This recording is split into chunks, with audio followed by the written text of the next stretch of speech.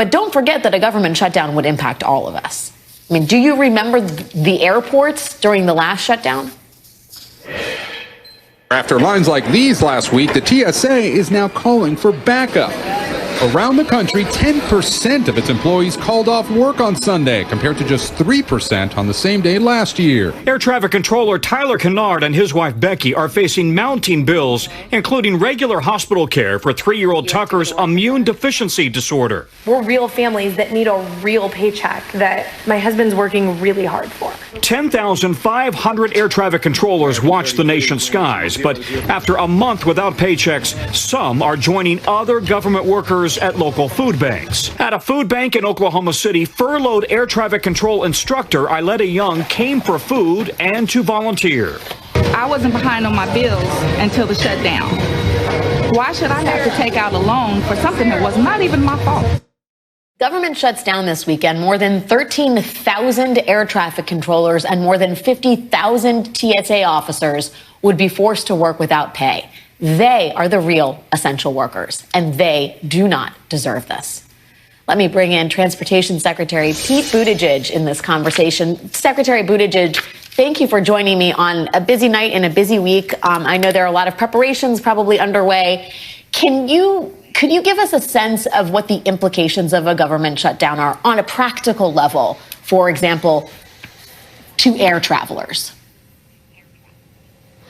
Well, it's just a matter of time before chaos in Congress would lead to chaos at the airports. Each passing day that a shutdown continued, it would become harder and harder to maintain the systems and the processes that keep our transportation systems running. As your story noted, and as America experienced in the last shutdown, one thing that would happen immediately is that air traffic controllers stop being paid. I want people to think about the level of intensity that is associated with a job where you go into a tower or a facility and make sure that 16 million aircraft a year at the end of the day get to where they're going safely. There's a huge amount of tension in that job.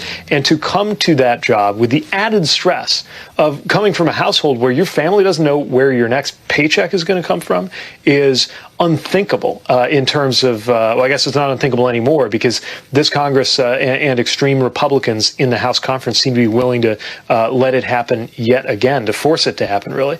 But it's certainly unacceptable. Another thing that would happen immediately is that we would have to halt bringing on new air traffic controllers. Now, if you've been following any of what's been going on in air travel in the last couple of years, you know that we have a shortfall that has built up over many years that we finally turned around and are getting in the right direction. In other words, we're hiring at a pace that it's beginning to get better and not worse. But that would also stop. People at the Air Traffic Control Academy in Oklahoma would be sent home. And even a shutdown lasting a few days, we'd be feeling the effects into next year in terms of the disruptions to our pipeline.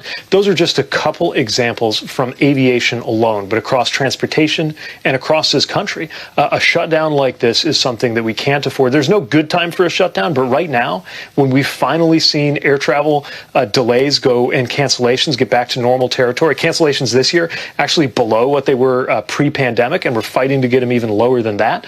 This is the exact wrong time to reverse that progress with a politically motivated Republican shutdown. Yeah, I think it seems like, Republicans at least may be framing this mentally as just kind of bureaucratic inconvenience. But hearing you talk about it, this is the safety of people traveling throughout the United States, whether it's the FAA, which is facing, I think, a double government shutdown because there's a deadline to renew the law that basically establishes the agency. The TSA, which was very vulnerable. Those workers were very vulnerable in the last shutdown. Not having enough TSA agents to make sure that flights are safe. I mean, there are real practical safety implications for the decision to shut down the government. And yet, I would love to get your thoughts on the decision of Oversight Chair James Comer to deem his staff to be essential workers, to keep up the impeachment roadshow while House Republicans dither and refuse to make a deal that could prevent a government shutdown. What does that tell you about the priorities of the Republican Party at present? It's insane. I mean, here we are, something like 50 hours from them shutting down the funds that we use to pay air traffic controllers who make sure that 16 million flights a year take off and land safely. And they're busy with shutdown. They're busy with impeachment they don't even know what for. They just want to have one. This is their idea of how to spend their time. Sometimes I'm watching this stuff go on and I'm just thinking to myself, do they understand that this is not a game? This is not a show, and this is not practice. This is the actual legislative body that actually governs the real military and government of the most powerful nation on earth. This is not an exercise. They're it. They're the only Congress we've got.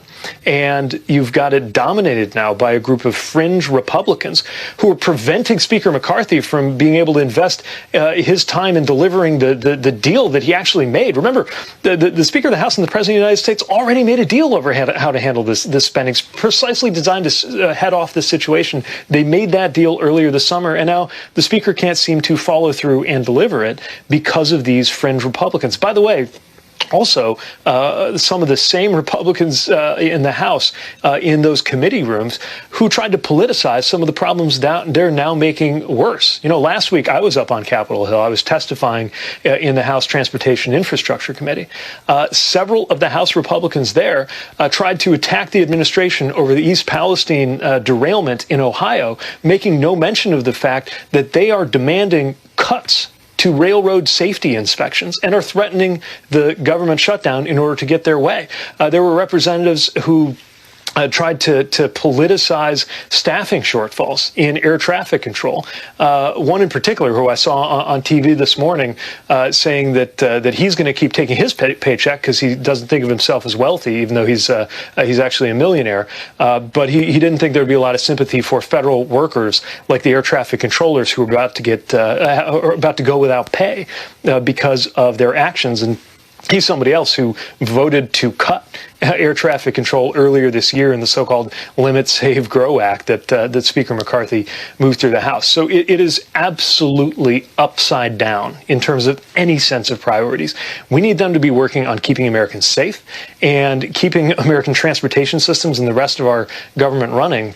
And yet they're devoting their time and attention when they're not busy fighting each other in this shutdown drama to impeachment inquiries over they can't even say what.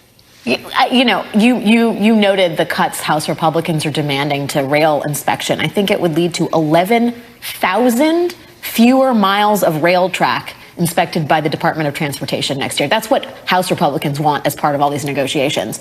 I do have to ask you, because the Biden administration seems to sort of draw a line between Kevin McCarthy and the MAGA wing of the caucus. And yet, I sort of, on its face, I understand that distinction. But Kevin McCarthy is a tool of the MAGA right wing at this point. The reason there is not a deal, the reason the government may shut down is because Kevin McCarthy won't make a deal with Democrats. Because if Kevin McCarthy makes a deal with Democrats, Kevin McCarthy isn't Speaker of the House anymore. Is the statesmanlike thing to do, if you are Kevin McCarthy, to basically throw yourself on your sword, understand you won't be Speaker anymore, and keep the government open? Well, I can't tell Kevin McCarthy what to do. He's not going to call me for advice, but I know this. He's the Speaker of the House of the United States House of Representatives for the whole country. And he has a responsibility, and the Congress has a responsibility, to take care of the whole country. Now, he's also the leader of House Republicans, which means, I guess, he owns everything that comes out of that conference and that caucus that seems to be at war with itself. But the rest of our imperfect government system is pretty much ready to go here. The president's ready to go. The Senate, even on a rather bipartisan basis, has made it clear that they're ready to act. House Democrats are ready to go. It's really just down to whether House Republicans can, first of all, make peace with each other and make peace with their leader, Kevin McCarthy, and then get right with the rest of the country. But we're running out of time. We have hours hours left before these effects start to happen. And you mentioned this, I don't want to get too technical, but you mentioned this kind of double whammy that could be coming for the FAA, because we're also running the FAA on a 5-year authorization. We're in year 5 out of 5, and there's only a couple days left in that authorization too. If both of those lapse because of the chaos in the House Republican conference right now, that means that some of these effects won't be easily reversible. Some of the funds that will be lost that would ordinarily come into our fund that we use for improving physical infrastructure at airports and making safety improvements, we don't get that back. It's not even clear that some workers impacted would get their back pay, which thankfully would happen to many of the other workers affected by a shutdown automatically, but not in this case. So this is just no way to run the most powerful country on earth. They've got to come to their senses. They've got to get to work. They've got to do one of the most fundamental jobs of the United States Congress, which is to fund the government. Yeah, and as you remind us, it's not a rehearsal. It's not an improv group. It's not a puppet show. It's the actual Congress they're in. They need to do their jobs. Also, P.S. Republicans fly too. Transportation Secretary Pete Buttigieg, sir, it's so good to have you on the program. Good luck in the hours ahead. Thanks for your time tonight. Thank you. Thanks for having me.